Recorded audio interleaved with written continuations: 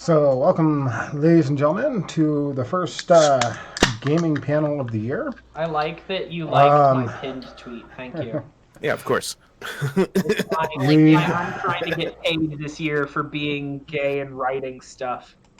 we are starting up this to kind of make up for the lack of conventions over the last year, and to give people an option to be able to attend gaming panels and stuff like that without um, actually having to go to a convention. So, welcome to our social distancing gaming panel. I'll ask the panelists to introduce themselves momentarily. So, Unity stuff this year. all right. I'm just jazzed. So, starting up at the top there with Christina, if you want to go ahead and introduce yourself and your what you do. Hi, I am Christina. I'm a GM, game master for Black Shield Productions. I like to do a lot of gaming, creating games, writing games, and playing in games. I have about, oh gosh, how old am I? I have about like 15 years of experience in tabletop gaming. I know, I have to think about that. Yeah, and so I feel like I have a little bit to contribute as far as this topic goes. Andrew? Yeah, so my name's Andrew. I haven't been playing games quite as long as Christina. I think I'm going on, I don't know, maybe 12, 13 years here. I run lots of my own campaigns. I've kind of become the D&D guy of Helena here. I run and or play in approximately 5 to 6 games a week right now. Currently, writing a lot of role-playing content. I am also a coach for speech and debate at the collegiate and high school levels. So I've got some good experience in, the ways that you can engage people with different characters in role-playing games. Dave? Hi, I'm Dave. I'm David Yake, and apparently I'm just the baby of this group. I've been gaming since high school, which for me was only 10 years ago. Oh God, it was a whole 10 years ago. A decade. Okay. But I currently am running. I just finished running a 3.5-year campaign, which is very satisfying. And I am currently running the Curse of the Crimson Throne campaign, written for Pathfinder, first edition. And I am running it on Twitch. And actually, Andrew's one of my players. But I've been trying to build a space for a lot of marginalized players in RPG spaces. I have a lot of I try to encourage people to love what they love and explore and goof off, because we're all just a bunch of weirdos and we're having a good time. So yeah. On the outside of gaming sphere, I am an ecologist, so not really a gaming related profession. I work for currently I work for the Washington Conservation Corps, and I plant trees and dig holes. So there you go. Yay! Not necessarily in that order. Oftentimes in that order. We just did a wetland restoration project that involved planting a bunch of trees and then digging a big channel for wetlands. So, yeah. All right. My name is Cindric with Cindric Gaming, also known as Frank or Agent Lunch to these guys here. Mm-hmm. I am a member of the gaming team for MISCON, one of our local conventions up here in Missoula, Yay! Montana. I have been gaming since I was about 13 years old, so almost 30 years now. I will be honest, I am a heck of a much better player than I am a GM. While I like running and everything, you can ask Christina or Andrew or even Dave. I come up with some very unique methodology for character play and just how I go about doing my characters in general. So, Yeah. without further ado, tonight is all about character generation um, and different ways to make characters, regardless of what system that you're playing in. Um, I think one of the things that a lot of new players get stuck on is they get so worried about the rules on how to make a character in a system that they forget to actually make a character. Um, and that's something that I think that all of us are very uniquely able to help out with.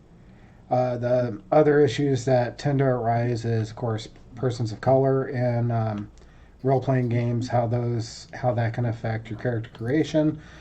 There's a lot of other situations that are covered with persons of color that need to be addressed in role-playing games in general, but character creation is probably one of the bigger ones. And then, of course, the LGBT community also has a lot of issues with character creation and how to approach the GM, how to approach the other players, and still have fun making a character. And these are all issues, and actually, even female characters and female players have issues with character creation. Because, wrongly so, gaming has always been considered a male dominated field, which I think is completely and utterly wrong and bullcrap. To me, gaming is one of those few things that it doesn't matter what politics you have, what religion you are, it doesn't matter. Gaming is for everybody. And it's one of the few things that can actually bring everybody together at a table and build genuine friendships. Yeah. Yeah. Agreed. Heck yeah.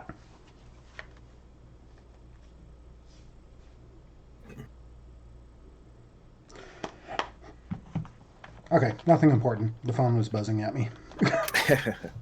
Technology. Right. Technology. It was letting me know I could manage my stream through my phone Ah. while I'm Don't sitting use at the it to computer streaming. I'm gonna just try and make as many meme faces on this stream as possible. Do it. I love it. Keep going. Yes, yes. Good. Like that one. Mhm. One of my favorite ones. Yes. How dare you look back at her? PogChamp. Mm.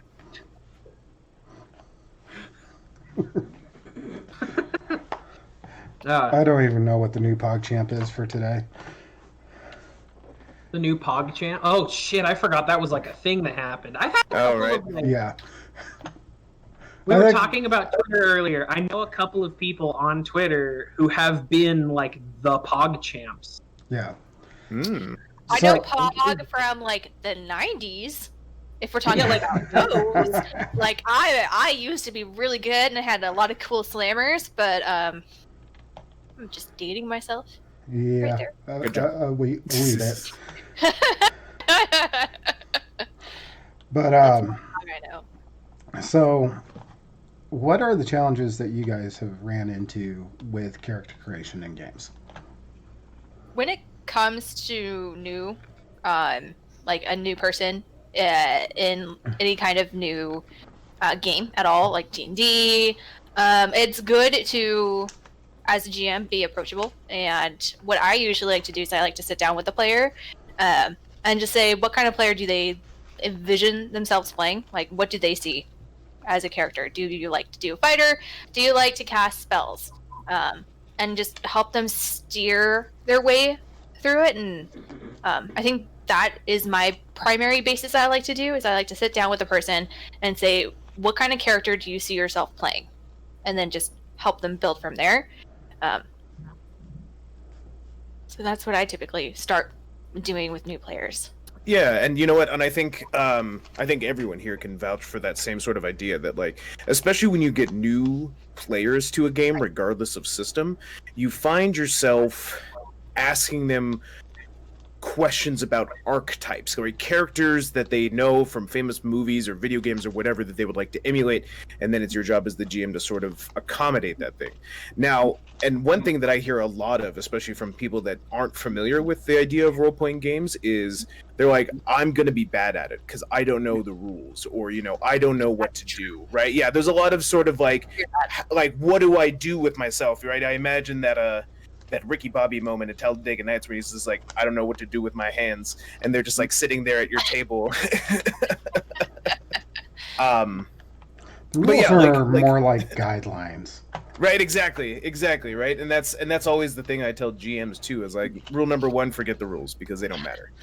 Yes. I also want to tell every person watching this who's like newer to role playing games, that's like afraid, like, oh, I don't know the rules. I'm gonna give you a hint. Nobody really knows the rules. A good GM, it does not railroad people according to the rules. And if you're in a game with somebody who's like that, get out of it. Right. Plain and simple, because that's not a game you want to play. I'm going to add on a little bit about the conversation of GMing, because I've been in a couple of games recently, not only like tabletop games, but also like I play in a lot of role play threads. I play in a few LARPs. I think I've noticed that there's a big stigma against, I'm sure a lot of people here have heard of like the Matt Mercer effect or whatever. Mm-hmm.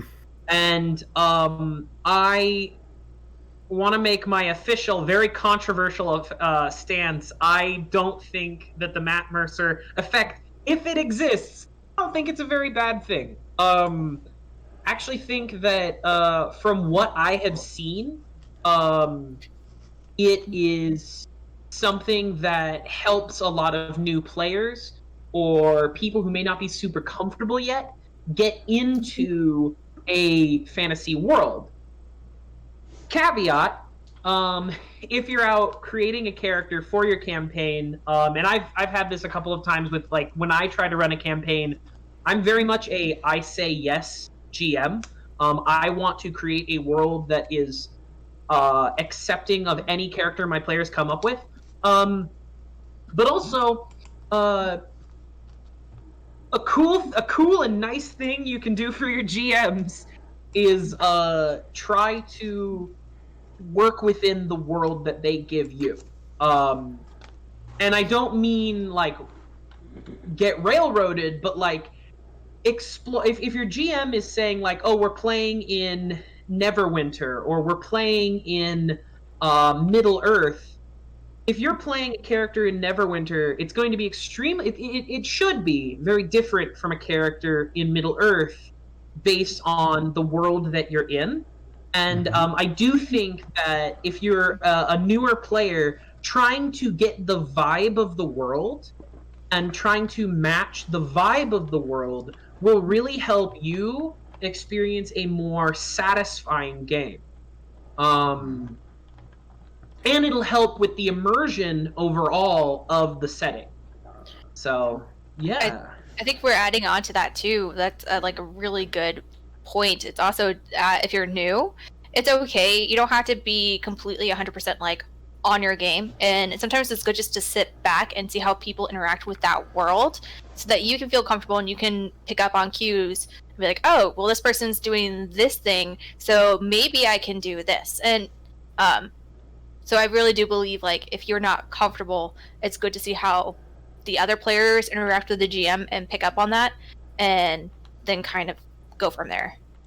Yeah, and oh, sorry. Approaching this from, a player perspective, one of the things that I personally found that helped me with character creation in general was I started asking myself questions. I started coming up with a sole concept of for example, I don't want to be hit. I want to play a character. Yeah, I'm fine if I don't hit anything. I'm fine if, I can't cast magic. I'm fine if I can't do all this other stuff. I don't want anybody to be able to hit me, period. And so that becomes like the core concept of my character, and I build everything, regardless of the system, around that concept, that core concept. Mm-hmm. And so everything that everybody's been saying, these are amazing things that can fit around that core concept idea of, okay, I want to be the most baddest fighter in the world, deal out the most damage, everything else. So now you can go to the GM and be like, hey, yeah, I really want to be a fighter.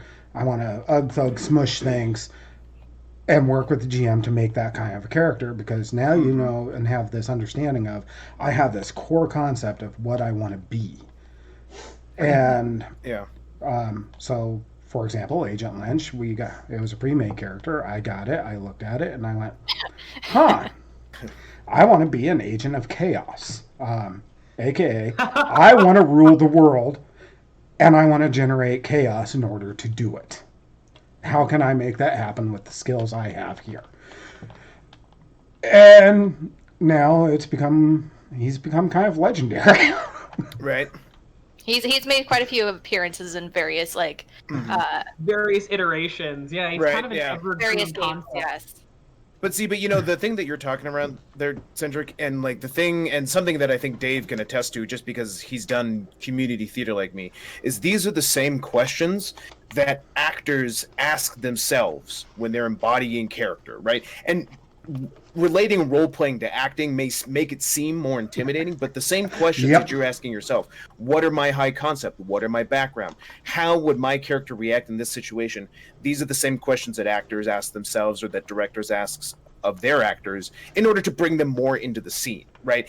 And like, people that have played with me before know, like, you can see it, and you can see it in people that act, you can see it in people that play a lot of role playing games.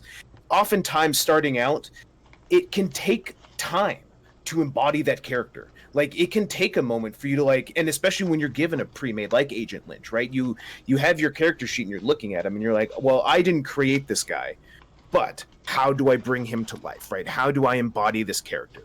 And then so you kind of have to go through and you look at what you're given and you look at the stats that are associated with it, and you have to kind of make this mental checklist for yourself and like go through the preparations to figure out, well, his speed is this, his defense is that, his HP is this. It tells me what sort of character that he is, and then from there you can sort of extrapolate anything else that isn't directly related onto the character sheet. But again, these are all just questions that actors ask themselves anyway, and the two processes are very similar. Mm-hmm. So, getting kind of into the meat of it, Christina, as a female, what are some of the major issues that you've had with character creation in games, regardless of who the GM is? This is almost part of the reason why I actually don't play Pathfinder anymore, is I jumped into a Pathfinder game and I was treated as though I was they tried dumbing it down for me. Yes. And this happened several times actually. So I kind of you get a lot of people who just assume you don't know what you're doing as you sit down at the table, or they try to be overtly helpful in their assumptions, which can be degrading too. As a GM, I have noticed if it was me and another male counterpart, if we were running the same game, I think people generally go towards a more male GM because it's kind of like stock, right? Because you see more male GMs, a lot of people feel more familiar with them. It's not as bad as it was 15 years ago when I started out being a GM by any means. There's a lot more female GMs out there. I agree, Becky. There's a lot of female gaming programs out there. It's really great, and it seems like the community is becoming more inclusive and less kind of so male dominated. And so yeah, I think we're heading in the right direction. We're just not there, and there's a lot of stumbling blocks, especially when it comes to female GMs or female players. Yeah. And there's a lot of great RPG content too that's being put out by female designers, and that is very explicitly geared towards non-male audiences and or non-white male audiences. And so I think, and then there's been a lot of really great female GMs too. uh, Satine Phoenix, who was, recently part of the Wizards of the Coast team, ran a lot of really great campaigns. She did a really great YouTube and Twitch campaign for Overlight, which is a phenomenal game. But yeah, and she's sort of become a pseudo ambassador for women GMs and women content creators, and that's been really great. So, kind of playing on the female thing, what are some issues specific to character generation that you have ran into and how have you overcome those? Specifically for character generation, I think because I'm playing more of they them characters now, or when I try to play he characters, people still say, oh, she's doing this or she's doing that, because it's a lot harder to immerse yourself into the game when if you're a male who's playing a female, people will generally start saying he, she. What you typically see is the people actually get. This was, once again, more so a few years ago versus now, but you see a lot of people who assume you're going to do a light person, you're going to do a druid or you're going to be a cleric. They assume you're going to be a support rather than right in the front doing a lot of damage. You see these assumptions, but it's becoming less and less so, but you still have quite a ways to go. You're I'm going to be a barbarian and I'm just going to go all berserk on you. A lot of people tend to be sure, you don't want to be a ranger or a druid? We need another support person, Yeah, support's overrated. Necessary, but overrated. Hey. I actually do love playing support characters, but every once in a while it's really fun just to go in and bash people. Right. It is. I think for me, one of the hardest things that I have to deal with is, as a GM, is people trying to unconsciously, I want to say, go into that gender stereotype thing. I've had female players that leave because they're uncomfortable. Not only, or not necessarily. No, you have those issues, which are pretty easy to shut down. But I'm talking about the actual character generation part, where I have a female player that wants to play, let's say, a fighter, but doesn't want to because, you can tell based off of how they're talking, and everything else, and that they really want to play that, frontline, up in the face of everybody, style character, but they never actually come out and say it. They never come out and actually want to do it. Because they're hesitant, because they're afraid of how everybody's going to view, them because of that gender stereotype.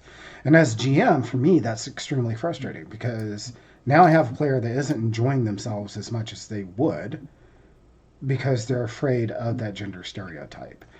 And I think that's something that we need to get over. We need to, as GMs, encourage, players to play what they want to play. And as fellow players, we need to stop stereotyping people. Yes. let them play the roles that they want to play. For me personally, that's just the way I feel about it. May I add on to that topic?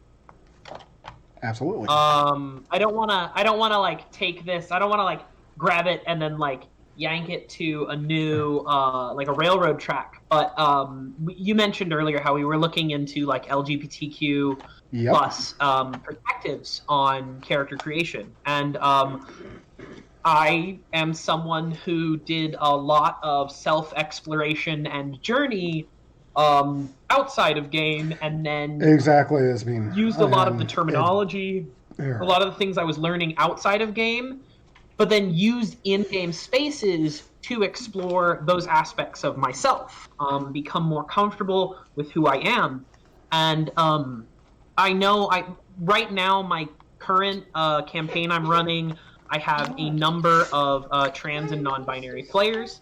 And I feel a little bad because oftentimes I still feel uncomfortable bringing them into a lot of convention games, in like D&D or Pathfinder, and I feel like I am putting myself as like a protector of them for that because I've experienced a little bit of weird stuff, except for with groups that I know, like Black Shield. I really love what Black Shield does in the convention ecosystem because I know I can trust Black Shield. But going back to having trans and non-binary and queer players, um, I'm starting to explore, um, kind of like I am one of the alphabet soup mafia. I am a B. Hello. Uh, but in exploring those aspects of ourselves, I know I have felt this way, and I know some other players that I've gamed with have felt this way as queer gamers, um, where you want to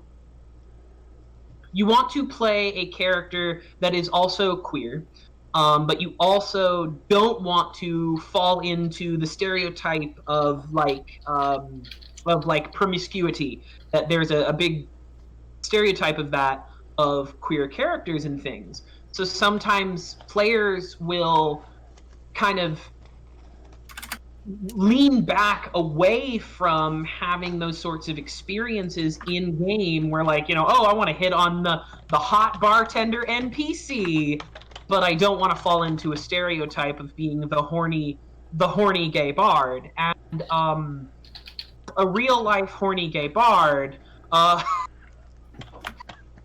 sorry, I deal with all these things with joke. But as experiencing that in real life, I think that there is a GMs, or there is a role in GMs to help players be comfortable with that. And I think if I were to tell players, find yourself a GM who helps you feel comfortable exploring those things as well. Not to say that tabletop games are your therapy; they are not your therapy. But if you want to explore those things, talk to your GM. I've tried to be very open about, how I'm welcoming of if you want to explore these wacky ideas, or find out, just explore the mundanity of life. I love that. That's Studio Ghibli play. I love that stuff. And Dave, off of that, I think that's why, especially nowadays, having that session 0 where you can talk about the themes that are going to be played with, and and I know it can be uncomfortable because you're essentially going to have to talk about uncomfortable topics to have a game that is comfortable for everybody. But having that session 0 is so critical for games like that, because it gives people the forum to talk about if they are going to, like, hey, these are the things that I would like to explore as a character, or these are the things that I would like the game to avoid, and so on and so forth. And so that way, as a GM, as a character, as just another player at the table, you know what you're getting into, right? And Right. it's unfortunate that we're still in a day and age where a lot of people are uncomfortable with that sort of talk, and you may end up losing characters or players because of it. But for the good of the community as a whole, that it has to happen. We have to be having those conversations. Exactly. Well, as a GM, it's not supposed to be about the number of people you get, but the quality of players you get. And like, the importance of that conversation can't be understated or overstated at all, because each group is different. So like, there are groups where I've played with where, let's say, kidnapping family members and murdering them and stuff like that was perfectly fine for that group. But then I've moved on to another group that had a player that had issues with that, due to their personal life and everything. And so, if we were just to be bullish and go ahead and just do it anyway, now we're losing a good player because we didn't listen to that player's concerns. And that happens a lot more often than you think it does too. Mm-hmm. Which is why I Exactly. think it's important. Like when I start my games, especially the ones that are a little bit more heavy, they're heavier as far as theme goes, or just reading the table. I usually start what I've been starting to do, and I haven't been able to do it for this year because of COVID. But I have like a rule that you raise your placard if there's a part in which that somebody's uncomfortable, you don't say anything, you drop the topic, you move on. Uh-huh. Yeah. Because some people do have triggers that the GM isn't aware of, and nor should we. Into some cases, like we try our best, but there's some things that people just can't voice, which is totally fine, and we shouldn't demonize people for it. But if there is a signal or some means of communicating that says, "Hey, I'm not comfortable with this," you just drop it and move on. And if some people can't drop it, then they need to get out. Yeah. Yeah. And I totally agree with that. Now, Andrew, what are some of the issues that you've had being a person of color when you go to a table or to a new group to make a character and start playing in that group?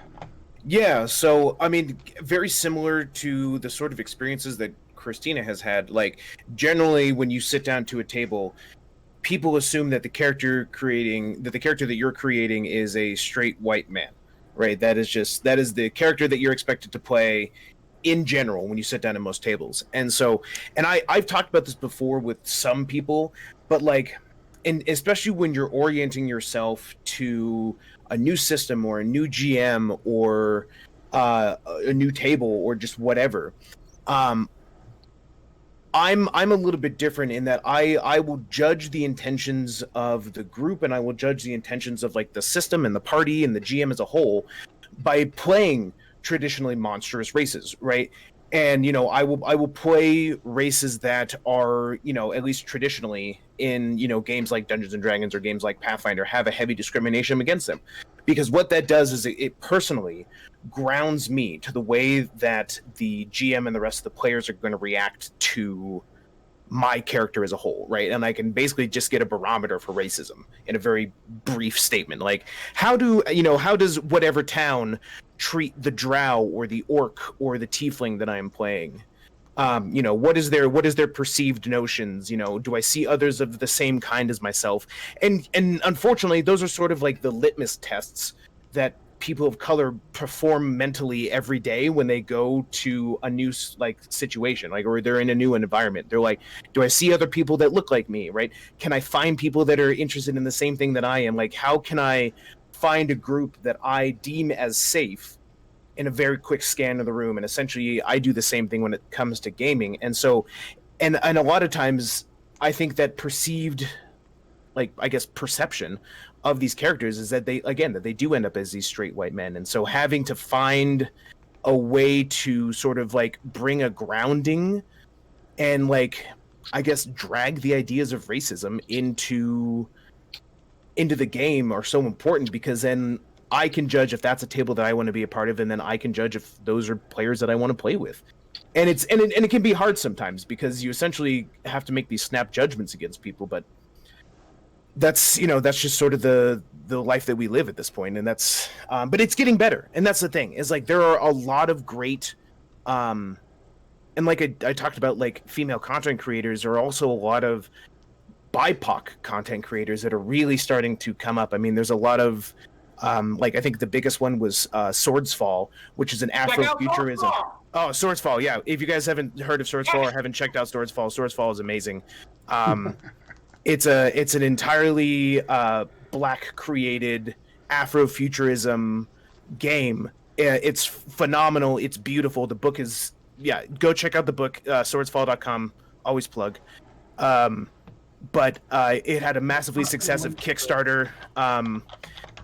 And it's a really cool system, and like it explores a lot of these topics in a really safe way. And content like that is becoming more common, and it's really great to see it sort of come up. one thing I'm finding though is that a lot of these content is getting swept under the table because there are more popular, I guess, sort of like quote unquote white dominated systems. Or they're being adopted by specifically BIPOC characters. And I am 110% all for having BIPOC exclusive games because, man, you've never had more fun at an all BIPOC game, let me tell you. Like, it pops off. But I guess there's like this, I guess there's a stigma, and I think, and it's something that we've all experienced as, you know, operating as like different members of the, you know, neglected spectrum in role playing, that there's a barrier for a lot of people, and it's not that we don't want to share it with them, but people are afraid to step in, and that's okay, and that's fine. But just do it. Like, just do it, check it out, you'll be pleasantly surprised. Here's my thought on it. If you're a player or a GM and a gamer comes up to your table and wants to play, the very last thing that you should be looking at is the color of their skin, their gender, their sexuality. Yep. Literally, I want you all to imagine a nice, big, thick rope stringing all the way from the Appalachians to the Rocky Mountains. Climb up on a ladder and put a little itty bitty tick mark on that friggin' rope. That is the entirety. That rope is the entire person. Their life, their experiences, everything. That little tick mark is the color of their skin, their gender, their sexuality, whatever. And if you're focusing on that itty bitty tick mark rather than the entire rope, sorry, you're doing it wrong. I think it's also important as GMs. I've been starting to do this a lot more too, where when you're writing the character, you don't write it as he, him, she, her. And you just say, they are going to do this. This is what they like to do. And so then you leave the interpretation up to the character, the person who's going to play that character. It makes it like the verbiage in it doesn't seem like it's much, but it is, because it helps people say, well, this person to me feels like they're going to be a male. So I'm going to play this as a male. Or this person just feels like a them. I think it's all about when you do create a character for people to play, that you keep in mind, other groups, like other minority groups and stuff, so you can kind of create a more accepting and a more like come on in and play atmosphere. Exactly. I would like to add on that. I had one of my non-binary players in my Curse of the Crimson Throne campaign mentioned, kind of as an offhand thing, completely unrelated conversation to that game, that they were starting to get so if you think about non-binary characters that use exclusively they them pronouns in media, we have like Double Trouble from She-Ra and a lot of like kind of trickster god type characters. My friend was mentioning how a lot of the non-binary people, a lot of the non-binary people and gamers that they communicate with, they like these characters. They really do like these characters, but they would also like some characters that aren't shape-shifting trickster gods. And I took that to heart, and very next session I tried to I looked through and I was like, okay, I can make this character is exclusively using they them pronouns, and they're just a dwarven cook. They're not big magical wizard person. They're just a normal person going about their life, but they are non-binary. And I would like to mention, we talk about how the color of someone's skin, someone's sexuality, someone's gender identity, these are minor things about them, but they can influence quite heavily the human experience. I have written characters who their sexuality reflects my own in some way, and that is very influential on how they see the world and how they interact with the world. And I think Andrew was making a great point earlier about playing like exclusively monstrous races. because like that's the litmus test for racism, in the sense that yes, it's in a way it's a small aspect of who someone is, but it is going to fundamentally affect many of the aspects of their lives. And I think it is important to address that, because while obviously you don't want to, if you're a GM, I heavily advise against trying to do racism or transphobia or homophobia in your game. Don't do that. It's not great. But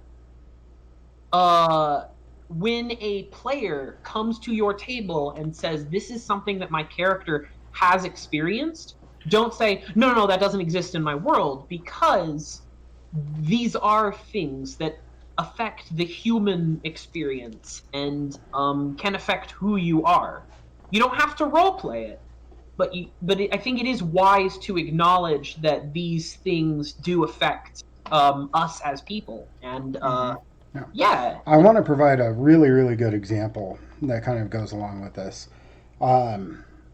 Back when I was in the Army, I was actually running a game for a group of my fellow soldiers. And one of the things that I did was, I've always been kind of like this because I've never understood the whole concept of this race is always evil kind of concept. I've always hated that personally. I actually had a group of kobolds who decided to use their trap making skills to build a theme park. And it was freaking hilarious. Yes. But to Kobold eyes. unfortunately, the party didn't know what I was planning on, which was kind of the idea.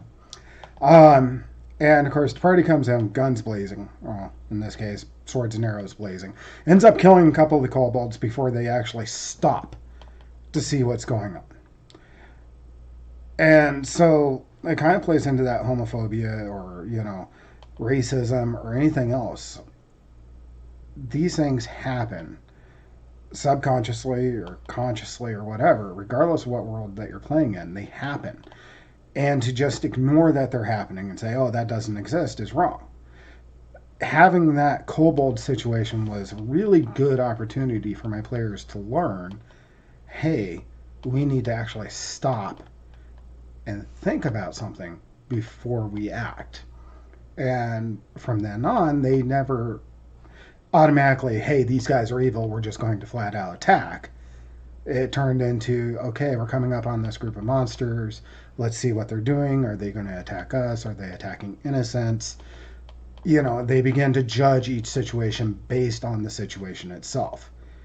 Right. And so making sure, with your players' approval, of course, back to that whole session 0 thing, that the players are comfortable addressing these kinds of topics in the game.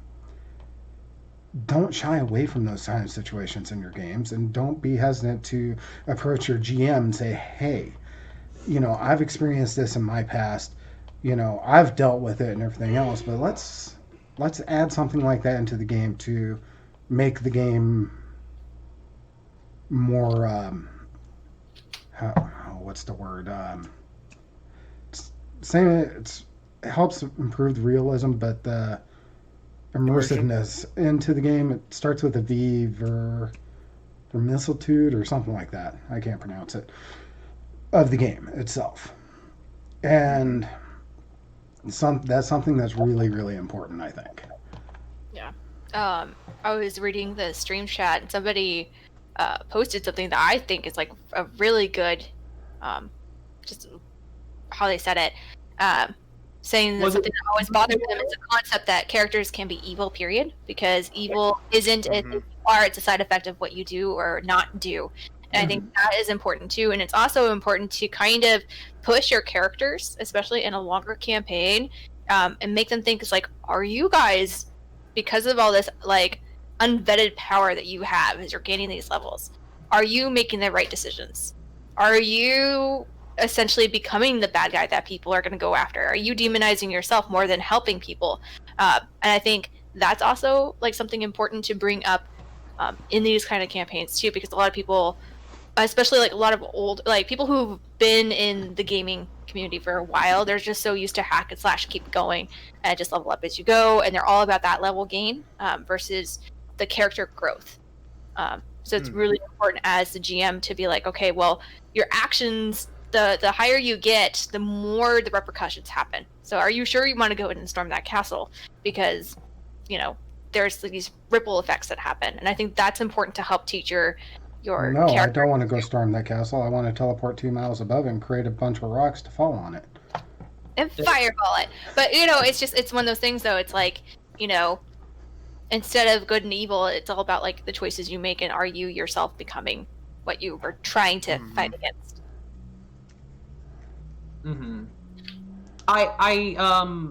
I would also like to just add on to that. I truly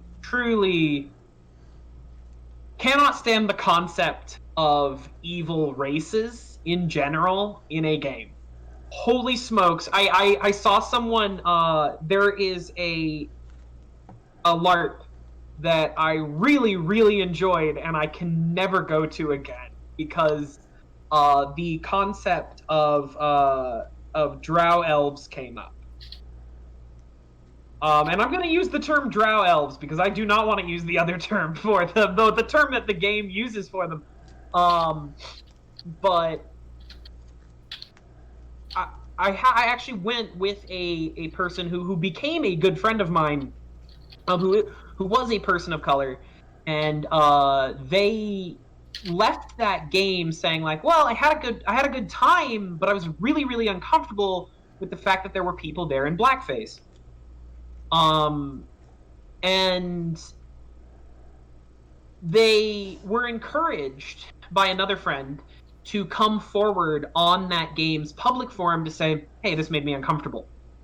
And the complete head-assery that they encountered in response to that has been an uncomfortable and very common response in the year of our Lord 2021 to have the response to people of color and, you know, people who aren't people of color but are saying like, hey, this is making people of color uncomfortable, respond to that with, well, actually, here's why the lore makes it okay.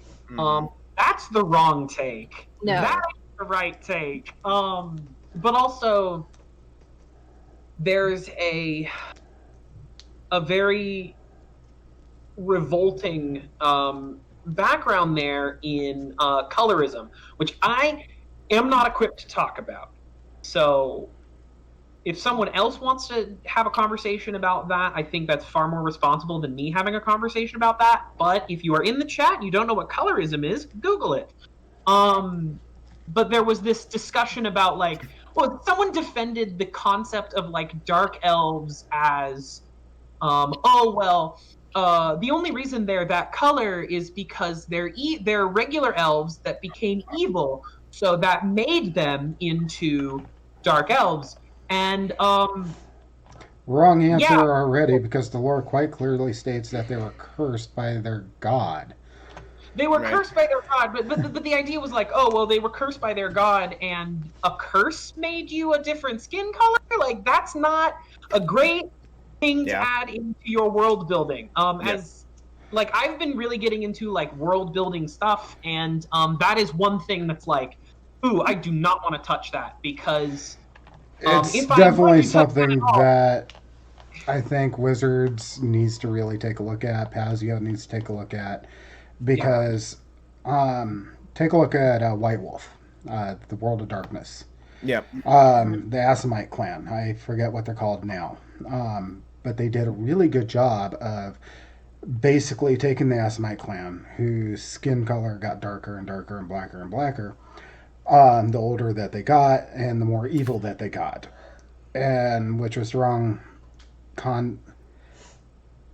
Is an interesting concept, but the wrong concept, if that makes sense. It's the sort of thing like, they had an interesting concept of, hey, we want these guys to have a physical change based off of their abilities and, you know, everything else, which I can kind of see.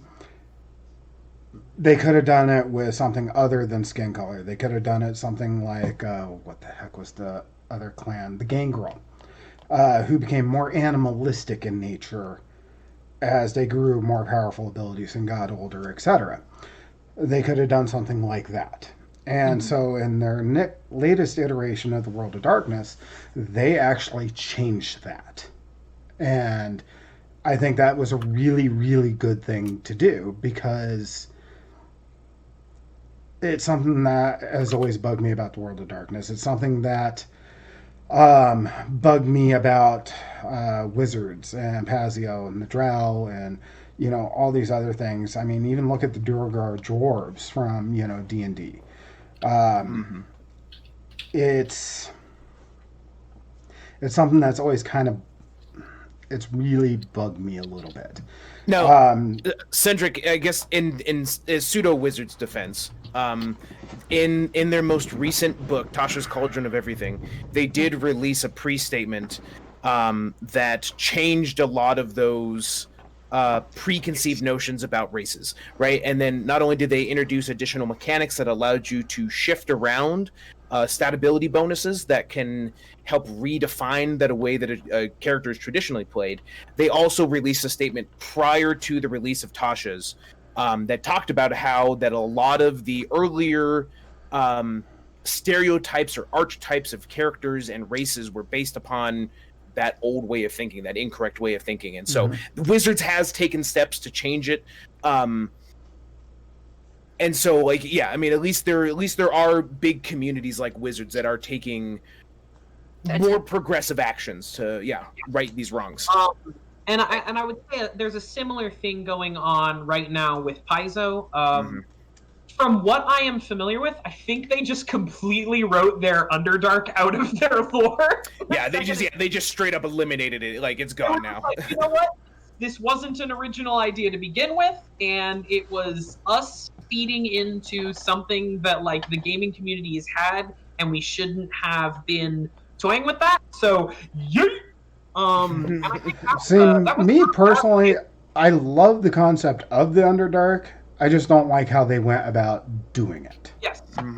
Right. And not every fantasy world needs an Underdark. And so no, it doesn't. Take a look at Kryn. What Paizo's done, right, is with second edition, they've been putting a whole lot more people of color, characters of color forward in their lore. If anyone here has been like really on that Pathfinder wave since the beginning, every time they release a new iconic, they release a lot of lore about them. And I remember like the iconic shaman is a trans woman of color, and a dwarf, rather than just being a human, which is to say, you can play whatever in our world, and we're not going to take away your stats or whatever, because that's cool. And the iconic, they use a lot of visual influences in that world too. There's a lot of visual influences that make their world distinctly non-European as well. Many of their iconics, for example, are using more of a kind of a Middle Eastern visual design, which I think is very cool. It's going for an underrepresented thing in fantasy to try and create a fantasy world that is not just Middle Earth with more magic. And I think that's a good thing. That's a really good thing. I'm a big fan of that. And also exploring a lot of these. On the idea of evil stuff, I also like, and I'm pretty sure D&D does this as well, but my main frame of reference is Pathfinder.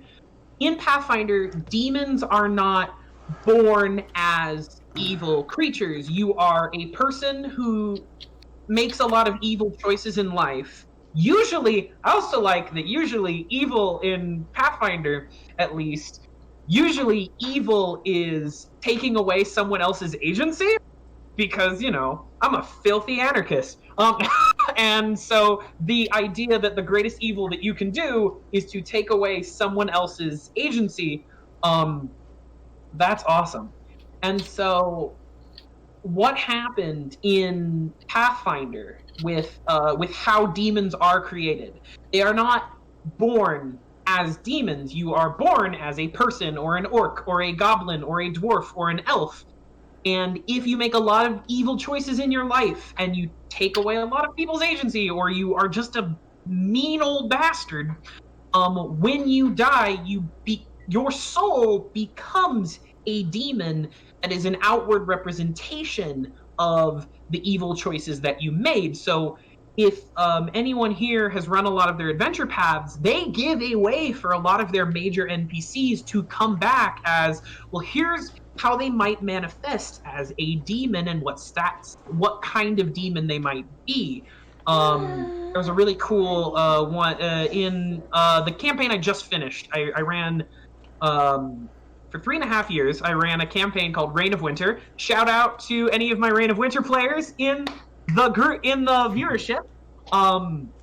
But they had a whole book where most of the adventure you're following a Baba Yaga kind of plot, and there's a whole book where you're going through the Maiden, Mother, and Crone dungeon, and most of your villains are not the denizens of the dungeon or the guardians of the dungeon, but instead another group trying to get the treasure in that dungeon. And that group is made up of a bunch of demons called Androzkus, and Androzkus are created from souls who were just really misogynistic in life. So the party started calling them incel demons, which of course they did. Yep. I had a really good party for Reign of Winter. They were very fun. I had a great time. But this idea that someone would die, and if you were really misogynistic, it warped your body in the afterlife into like this parody, this caricature of what someone might think of as like a macho man. And so they had like these big overdeveloped like arms and shoulders and like the ram's horns and shit. And they would prioritize attacking female presenting characters. And I thought that was interesting as a concept, because if you're talking about someone who is evil, then they are going to act differently. They're going to have specific motives. So that comes from like a creating NPCs side. Yeah. That's what I got to say about that. So I want to bring up one other thing here. As far as the whole good evil concept and how it applies to creating your characters, is good and evil can also be a byproduct of how you grew up, and what could be considered evil by one group is perfectly okay by another group. And a good example of that is Dritz Duorden, character created by R.A. Salvatore. For Wizards of the Coast. He grew up in what is traditionally considered an evil environment. People are murdering each other left and right, etc. Now, his culture saw absolutely nothing wrong with it. He did, but his culture didn't. And so he broke away from that. His culture considered him an outcast and evil and wrong. And that can actually make for some very interesting role-playing ideas for a new character or a new player to break away from what they considered their culture's norms growing up.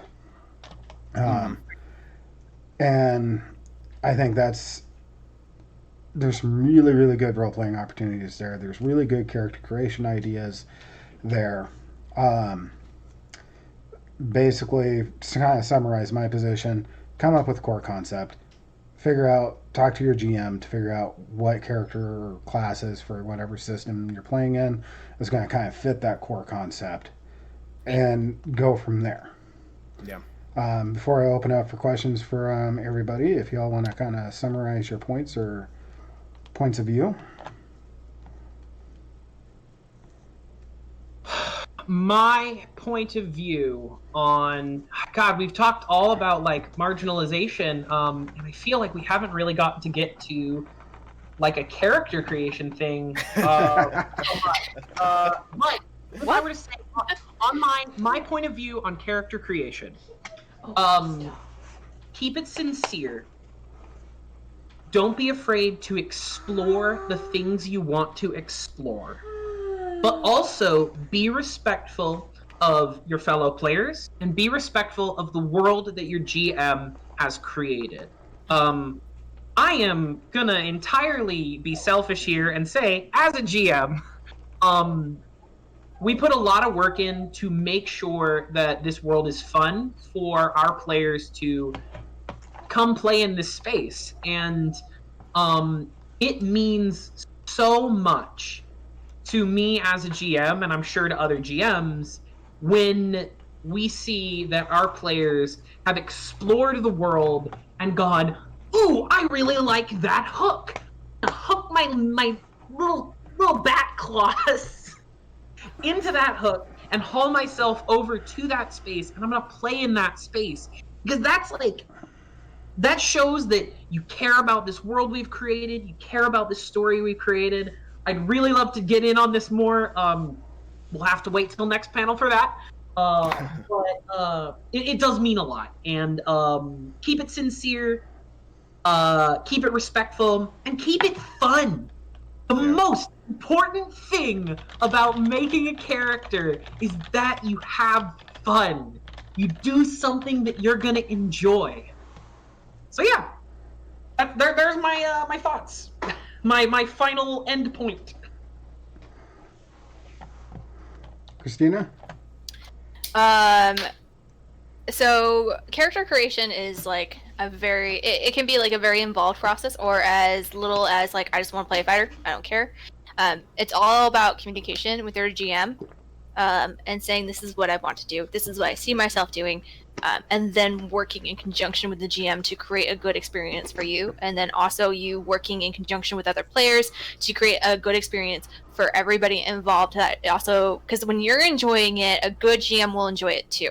And as a GM, I hyper focus on the fact that I want to get my plot going, but I also, like, you need to balance that with, are your players having fun?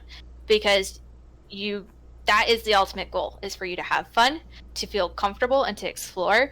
So it's all about communication. Like any good relationship, you gotta communicate, whether it's at the table, before the game, or anytime in between. It's always good to be like, hey, I feel this way. And as a GM, you need to be able to be open enough to accept any kind of like criticism or any kind of thing your player wants to do, and that is important too. But as soon as you as a player do not feel comfortable, or if you do not feel heard by the GM, it's very important for you to either talk with them or just be okay with walking away and dropping that game too. Andrew? Yeah, so I feel like a lot of my main points have already been covered. Have fun, right? I mean, it is supposed to be a collaborative storytelling, right? Regardless of whatever system you're playing, it is a story that you are creating not only between yourself and the GM, but between the GM and the rest of the players at the table. So work together with the people that are sitting next to you, if, humanly possible. But, make sure that everybody feels welcome. Drop your preconceived notions of the way that characters are supposed to be played, right? Whether that is, the stereotypical cis white male, or whether that is races as evil, whether it's a question of universal versus relative morality, whatever. Drop all your preconceived notions, because ultimately, the more open you are to, I guess, the experience, the idea of letting yourself inhabit another character, the more fun that you are going to have, and the more fun that everyone else at the table is going to have. And like building off of kind of like what the kind of idea that Dave was talking about, that like when watching your characters enjoy the game, let me tell you, like, as a GM, the most fun you will ever have as a GM is watching your characters interact in character for an extended period of time, and you can just sit back and just sort of like cross your arms and just let them do whatever they want. Like, that's oh, that's better. That like that's right to the veins. Like that's just that's what keeps you going and keeps you DMing. But again, like that's right. Yeah, like that's one of those things that like if you let yourself have the fun, right? Don't focus on the ideas that you've pulled from books, movies, video games, comic books, whatever, because none of that matters, right? What matters is that you're having fun and that you're a part of the storytelling event.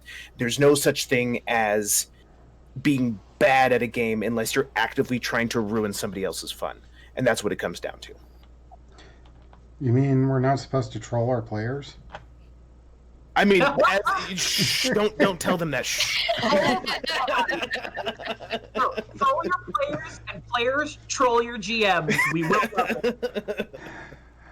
I have had moments where I've had players get me to just like stand up, let out a deep sigh, and just collapse on the floor. Yeah, there's been a couple of times where I have players come up with some shenanigans where I'm like, nope, I'm out. I'm done. I'm going outside for a cigarette. Yeah. All right, chat. Does anybody have any questions for the panelists before we head out?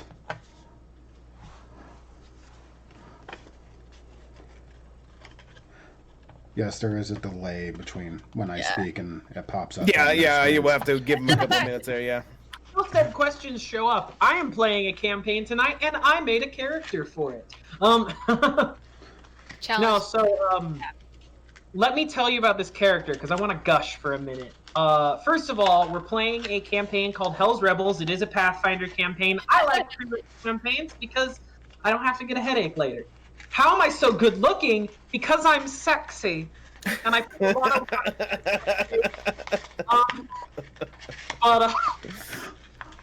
of with this campaign we're playing, it's called Hell's Rebels.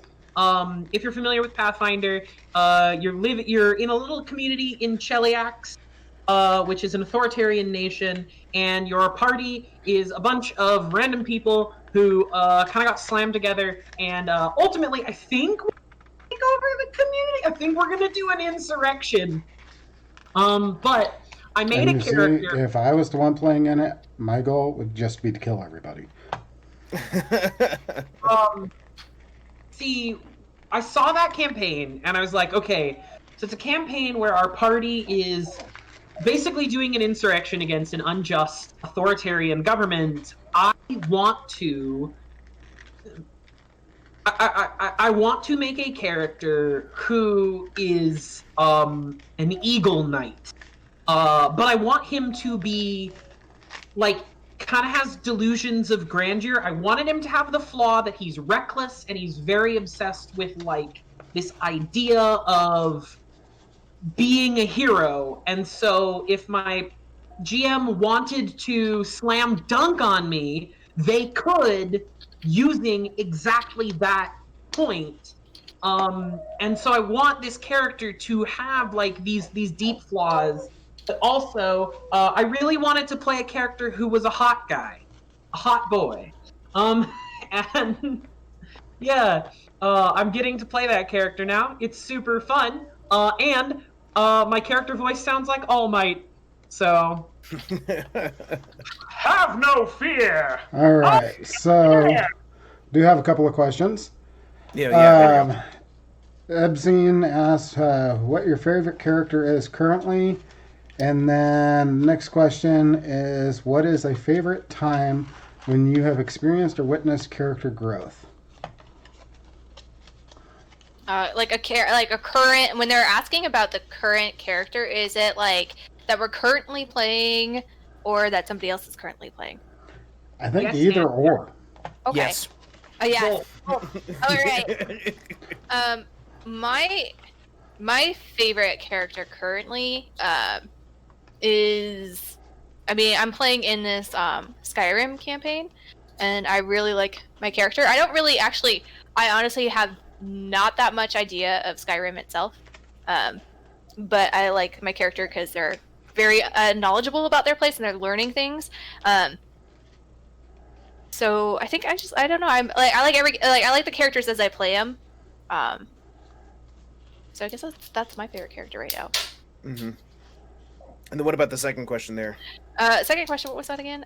Favorite time you've experienced or witnessed character growth? Oh my gosh, the best campaigns are the ones where you see character growth for everybody involved. There was this campaign that Greg ran where we did Lord of the Rings, and it was a pretty decent sized campaign, and everybody, how they started and how they ended was vastly different. Casey's character was a hobbit who was very like trusting of everybody and had this like very like rose-colored glasses kind of view starting out, and then after everything that happened became more worldly and more aware of just how the world works.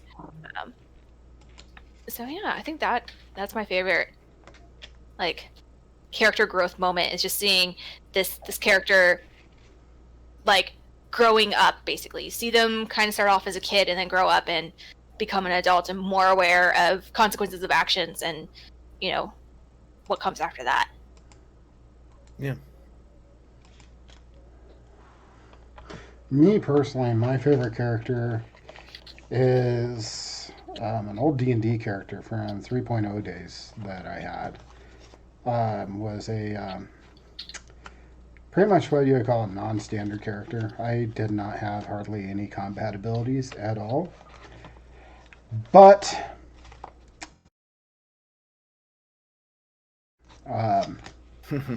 I specialized in transportation, and it was awesome. I had plans for that guy that I never fully got to realize, even though we hit epic levels and I hit deity levels. I became like a rank 1 or rank 2 demigod in that campaign. Still never actually completed, my final goal of creating a world planar spanning enterprise of transportation of goods. But honestly, that was my favorite character. And yes, that is the character that I was playing when I decided, I don't want to storm the castle. Into the air and drop a bunch of big rocks on it. Which, needless to say, really pissed the GM off because he was planning on us being in that castle for like 4 or 5 weeks. And I just kind of destroyed the entire castle and everything in it. All because I didn't want to get hurt. That's awesome. As far as character growth, for me, that was actually a White Wolf game. I was playing with a bunch of people that didn't understand sacrifice, and actually saved the rest of the party. And it really changed the way that the rest of the group approached the campaign. Before that, the whole group, regardless of what characters they were playing, approached everything pretty recklessly, not understanding that, sometimes people die. And it took me sacrificing my character to get them to actually see that and realize that.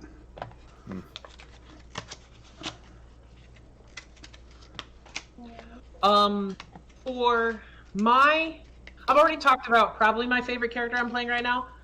For my favorite moment of character growth, I played in a pirate campaign in college. It was the last time I was a player in a long-term campaign before this year. And I played a character in that named Edward Norrie. Because I just wanted to make a pirate's pirate. I made a human pirate bard. And thank you for the follow. I think quite simple for the campaign. And I wanted to make him someone who was, in the slang of that game, a fancy jacket, which is just a person who dresses like a pirate, but really doesn't have their sea legs and stuff.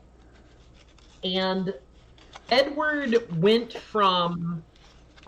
The rest of my party memed the shit out of Edward, which was great. But they ultimately decided that because he had really good charisma and a really good performance, they would make him the captain of the ship as kind of a puppet. because we had a Tengu swashbuckler, and we had a Gilman kineticist. So we had like two characters who were like kind of the grungy, beat up pirates of like the I've been around the world variety. And then we had our young, starry-eyed, oh boy, I can't wait to go on an adventure kind of character. And what ultimately happened in that was that Edward found out he was the bastard son of the Pirate King, which I am so glad my GM decided to do that to me. Because end of that campaign, the Pirate King was going to be our final boss. And so there was a lot of conflict there. So much conflict there because my character's like, but I can't kill my daddy. But interesting things. I think that character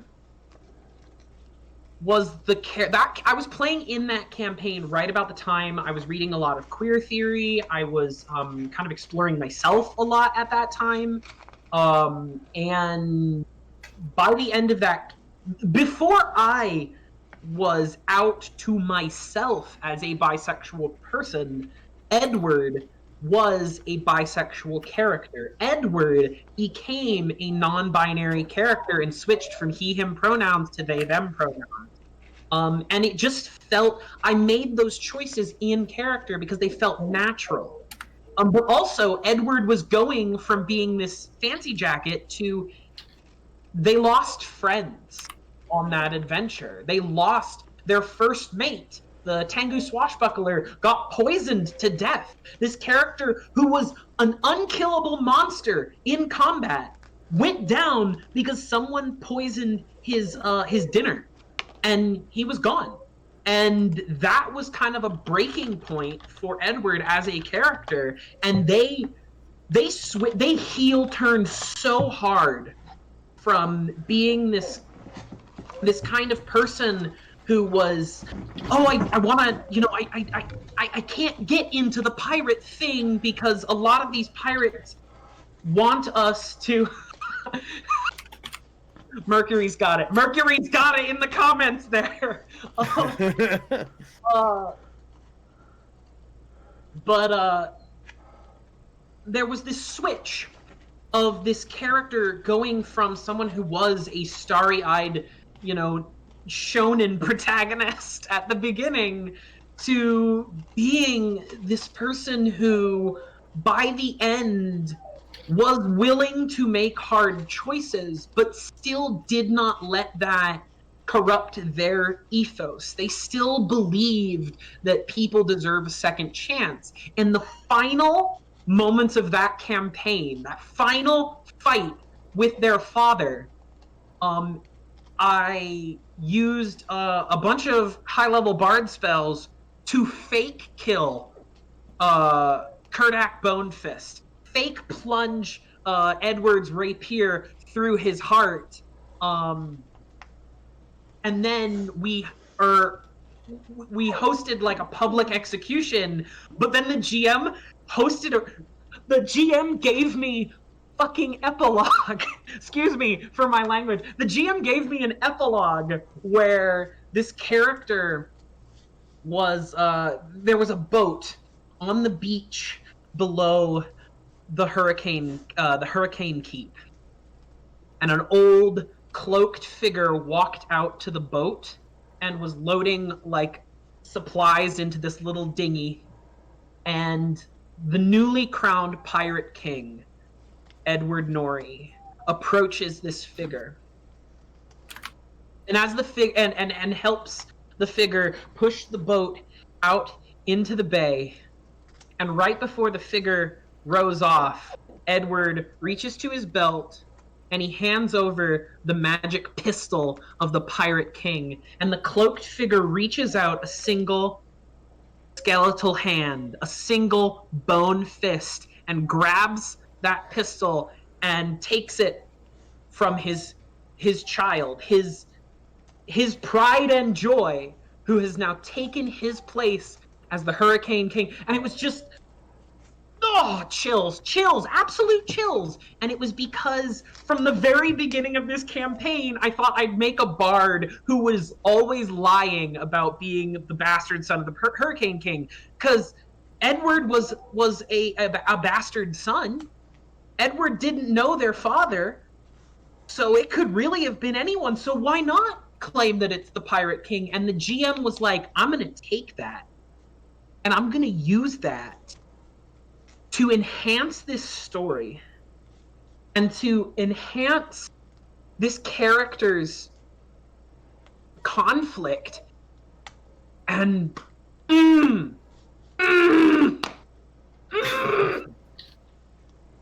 I'm excited for my other GM to just wreck me. Just dump my head into a trash can with that. With whatever is going on with my new character, Alexander. Alexander's gonna get dunked on. I can just feel it. I'm late to that session.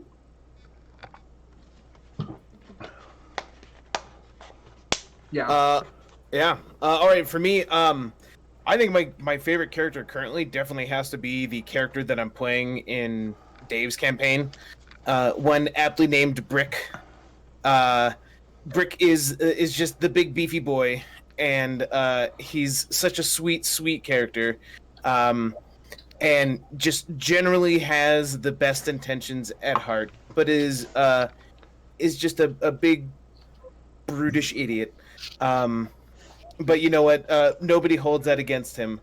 But you know, he is a fan of things like the legendary double ass kicking and Doc Dumplings, and you know, all things of that sort. And so he's just a lot of fun to play, and it's one of those you can kind of just let yourself be the character, and it's really easy to get into it, and it's just a lot of fun to play. And I think my favorite moment of character growth had to be a campaign that I actually played in several years ago. Actually, it was the first campaign that I played in after I had moved from California to Montana here, and was with a now long-term group of friends, and we've been playing basically every Monday night for the past 7 years.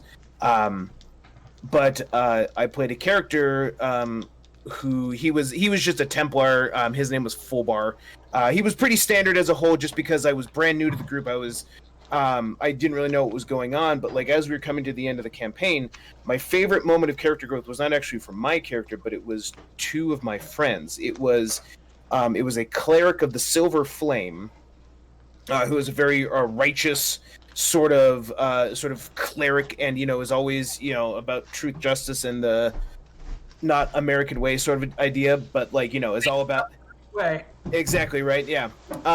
And then a Warforged, a Warforged, what was he? He was a Warforged Ranger. And what had happened is we had found our way into this like corrupted mansion, and we had worked our way down through like this labyrinth of levels into this, you know, cavernous system beneath the mansion. What we found down there is that there was a purple worm that had taken up inhabitants and was essentially controlling like a portal to a different demiplane, and was essentially letting a bunch of like aboleths and other really nasty things in there.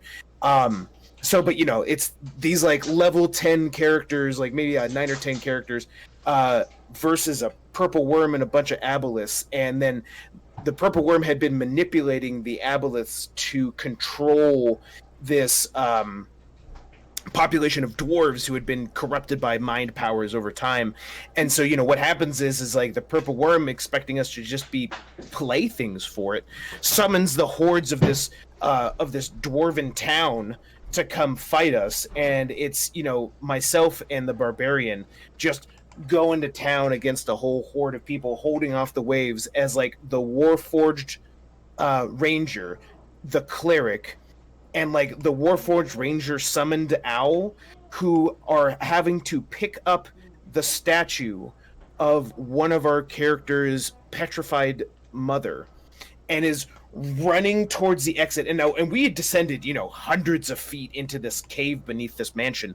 And so we used a careful bit of spell work to get us down. We literally dropped maybe 500 feet through this tunnel. And so, there's the Warforged Ranger, the cleric holding this 700-pound statue, and an owl also holding it. And they're standing beneath this tunnel looking up, 500 feet to the opening.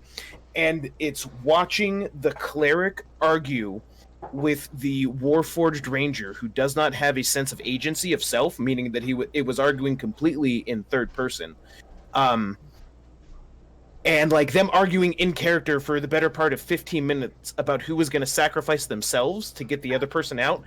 And then finally, our wizard catches up with the rest of them, and he's like, "Don't worry, I can cast Dimension Door," and takes the statue with the owl through the Dimension Door, and then the barbarian comes running back over, straps on some boots of levitation, is still raging because he has just been fighting off this horde of corrupted dwarves, and is grabbing onto the ranger and the cleric while raging, and is slowly levitating the 500 feet to the top of the cavern. Just how